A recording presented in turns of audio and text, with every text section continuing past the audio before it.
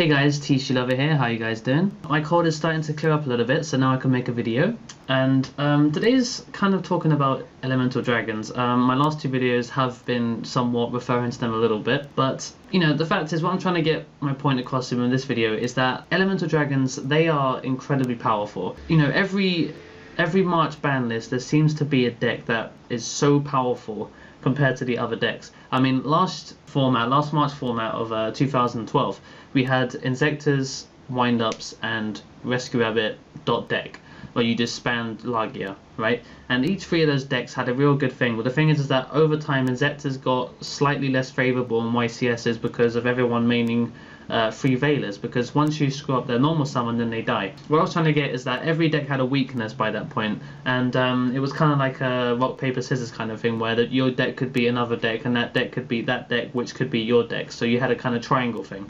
However, the fact is that this format, elemental dragons are, as shown by their OCG showing, they are so powerful that they don't have this rock paper scissors. It's like they just overpower everything that plays against them. You know, they have rarely any real ways to beat them. Obviously, we're talking Prophecy and Evil Swarm are the only contenders for this format. Evil Swarm are really good against E-Dragons, but the fact is that E-Dragons just have so much advantage that they can just overpower them. The thing is, what good is a deck if every time that you lose the die roll, you instantly lose? I mean, what are Evil Swarm gonna do when they've got Dragasack on the field and they've got materials and they're just like sitting there with like 6 cards in hand? Because all you can do is make an Ophion, and there's not really much else you can do. That's it. I mean, you just have Pandemic in your hand. You're like, oh, this is absolutely rubbish against E-Dragons. However, if you go first and you make Ophion, then your deck is fine. And you know, it gets around Max C as well. So, I mean, even though they main 3 Max Cs and a 3 Draw Not Bird in the OCG,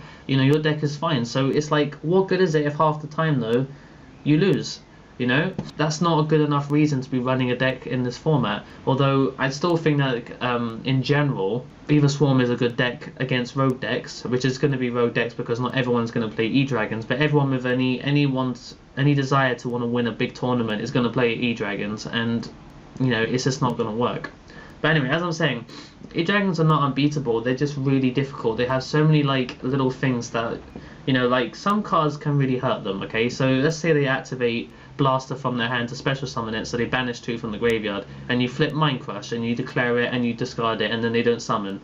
You know, it's like, oh, you know, it does work, it's just that they're going to end up banishing it, and there's gonna, you know, it's not really gonna do that much of a big deal unless you've got an OTK on your turn and you can just plow for 8,000 using all cards in your hand. Then it is worth it.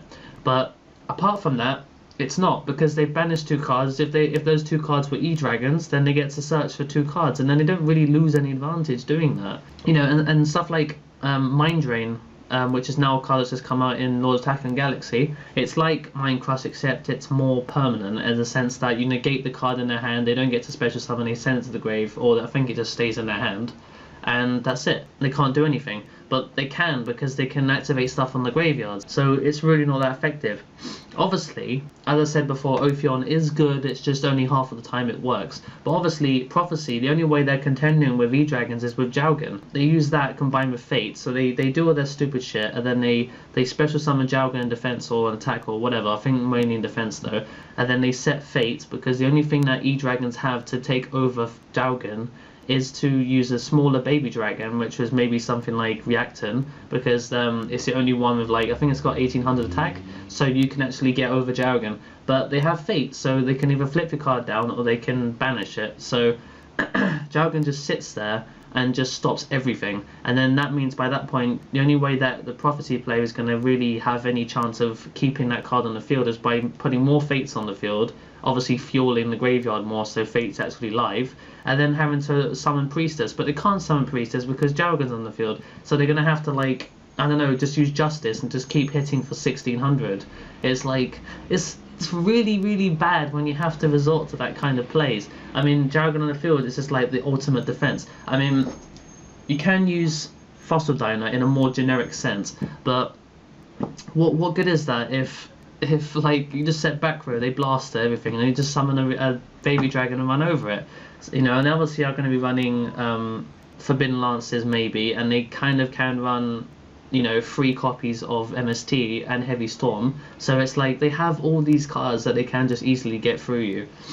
And of course, you know, the sensible thing to do this format, if you're entering a big tournament, is to run 3 Maxi and 3 Joel Notbird in the main, because anytime you play against Prophecy game 1, you want to stop their searching. Anytime, you know, even Elemental Dragons, you know, you can just stop the searching because they don't get to do their stupid shit. And you want to use Maxi because that means that the E-Dragons, they can't really do much, because if they go into, they summon 2 monsters and you've obviously Maxi when they've activated the first one, so that means that you get to draw 2 cards and they make Dragasack, then you draw another one, then they special summon token, you draw another one. So by that time you have to deal with a Dragasack, but you've got like 10 cards in hand, so you know you're pretty good there.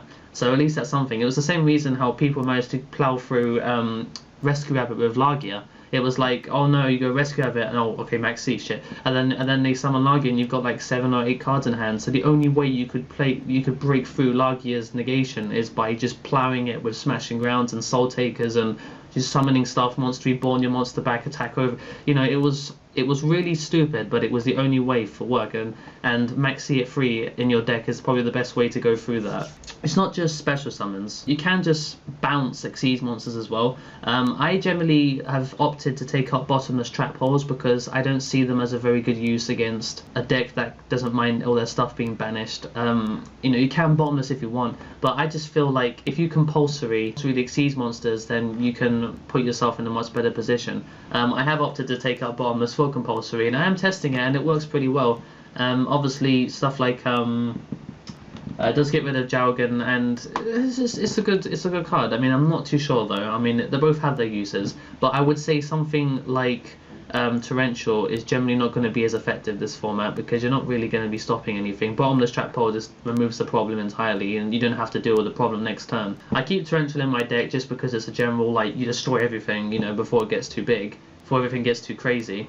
But that being said, compulsory is still more effective this format. Yeah, I've obviously got Mations, and I've talked about them before in a previous video, and Mation is good. It's just a matter of timing it right. I mean, if you summon Mation and they Veiler you, then you just like, oh god, okay, they're gonna Big Eye, then you just, you know, it's like, oh crap. But if you Mation and they've got a whole field of like Dragasacks and the tokens and stuff, and you Mation, everything goes back to the hand, and it goes back to extra deck and everything, so it buys you a turn and it takes damage. If you're doing this during time, then they have no way to get through Mation at all, because they're going to do Big Eye, and then they're going to summon the Big Eye, take your Mation. They can't attack with Big Eye. Mation does absolutely nothing and doesn't do any damage whatsoever, so they still lose over time. So it's a good thing to side into game 3 if you know you're going to go into time. So yeah, that's pretty good. There are other cards which kind of work in a way, but you know, like Vanity's Emptiness, for example. It's that trap card where you flip it up and special summons are not allowed, and if a card is sent from your field to the graveyard, the card gets destroyed. So it's very, very fragile in the way that it's designed. But that being said, if they activate a card and then you flip up Emptiness and they have no way of getting rid of Emptiness whatsoever, then they're going to be stuck, really stuck. And if they summon their baby dragons, you're like, okay, whatever, I just do my normal deck stuff and I just go over it. And they haven't really got any back rows. So Vanity's Emptiness has proven to be really, really effective. Yeah, if you've noticed, the OCG have got Abyssteus now in the new extra pack, so that means that Mermails have come back into the tournament scene, and with that, the power of Abysgaios is amazing. I mean, like, it's 2/800, and it's just so good in the way that it can just negate stuff, and it's bigger than anything that they can make, and the OCG had not had real access to make it. I mean, they could make it with like Abyss Lead or, you know, Abyss Megalo, but Abyssteus is a more consistent way of doing it, and so now they can play mono Mermails, and the deck can come back. So it's another way to beat E-Dragon straight up, you know, it's a mained way. And obviously they have Tidal, so now that the deck can now just make Tidal and just doing the Abysgaios stuff even more consistently. So that's pretty good. A couple more things. I guess Destiny Hero Plasma. I've been playing a deck where the OCG, some guy in the OCG made this deck, where it basically centers around Destiny Hero Plasma, because in the OCG, Elemental Dragons are absolutely everywhere. You know, there's like 20 per every 25 person tournament. You know, you just, every single round you play the same deck. So, you know, what they do is that he goes Photon Thrasher, or any level 4, so Summon a Monk, special summon or summon Stratus, search, make Laval Chain, and obviously you use Stratta's effect to search the plasma, and then you activate the Vast Chains effect to send Dandelion to the graveyard, summon 2 tokens, and you tribute all 3 of them to summon 4 plasma. And then you use Plasma's effect to take control of their Dragasack or their Big Eye, and that makes Plasma about 3,300 attack. And obviously by that point, your opponent has no way to get over a 3,300 monster, and you just took their field. And it's just so good. I've actually used it against them, and it's just watching them get so salty. Like, they just have no real way to do it unless they've got Veiler in hand. It's just it's just so good when you do it. I mean, like, they have no way to get over it, and nothing at all. None of their Xyz monsters can do it. None of their normal dragons can do it. It negates their effects, so the dragons will stay on the field if they summon them. But even their Redox and defense can't do it, because you just, like, Plasma just negates it, so you just attack it and that's it.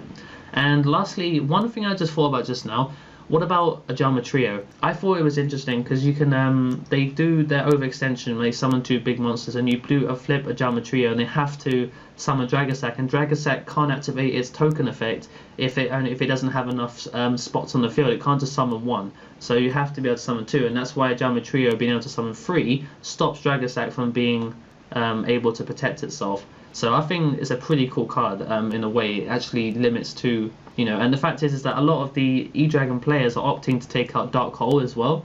So that means they have no real way to get rid of a card like, you know, Ajama Trio tokens. So it's a pretty good way to do that as well. So I think that's everything I can say. I mean, of course, they're so specific cards, but I mean, if you're going to stand a chance against the best deck of this format, you're just going to have to play cards like this. I mean, you know, they might not coincide with the cards in your deck, you know, like for instance Dark Worlds can't really play any of these cards at all except for maybe compulsory. That being said, you just have to find a way to beat them. You know, you're not going to survive if you just play your deck, if you just play your main deck the way that, you know, oh yeah, my main deck does what it does. If you play against E-Dragons, they're just going to beat you senseless, and you just have to main these outs, and that's it. So yeah, I hope you guys enjoyed my suggestions, and I hope you guys, well, yeah, comment down below how you feel about these cards that I've suggested, and sort of how have you been dealing with this format. I mean, how have you been playing E-Dragons, maybe online, maybe on, you know, Duel Network, maybe in your tournaments and stuff. How have you been dealing with this deck? It's such a hard deck to beat, and you know, it's like everyone is against E-Dragons, you know, in the sense, you know, you may be playing a different deck to me, but I know that you're struggling with the same deck that I am, so it's very interesting to see how your deck particularly deals with that. I hope you guys enjoyed watching, and don't forget to like, comment and subscribe and share. I hope to make another video in a couple of days. So yeah, thanks for watching guys, and until next time, the Thetcglover is out.